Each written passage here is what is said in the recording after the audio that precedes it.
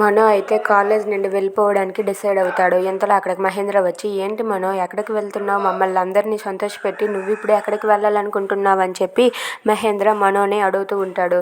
ఆ మాటలకు మనో అయితే వాళ్ళ అమ్మ చేసిన పని గుర్తు తెచ్చుకుంటాడు. తన చెంప పగలగొట్టి, నువ్వు ఇక్కడ ఉండకు, ఈ కాలేజ్ నుంచి వదిలి వెళ్ళిపో అన్న మాటలు గుర్తు తెచ్చుకొని మహేంద్రతో ఎలా అంటాడు, లేదు సార్ నేను ఇక్కడ ఉండలేను, వెళ్ళిపోతానని చెప్పి అక్కడి నుండి వెళ్ళిపోతాడు. ఇంతలో అక్కడి నుంచే అనుపమ అలాగే వసుధర వాళ్ళిద్దరూ అయితే అలా చూస్తూ ఉంటారు.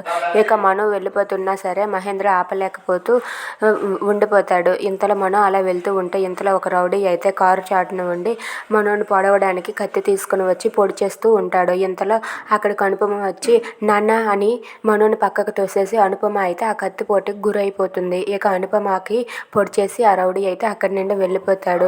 అనుపమ కత్తిపోటును చూసి మనో అయితే అమ్మ అంటూ గట్టిగా అరుస్తాడు. అది విని వసుధార వాళ్ళు అయితే ఒక్కసారిగా షాక్ అవుతారు. ఏంటి అమ్మనా అని చెప్పి అంటూ ఉంటారు. మేడం అంటూ పరిగెత్తుకుంటూ వాళ్ళు కూడా అనుపమ దగ్గరకు వస్తారు.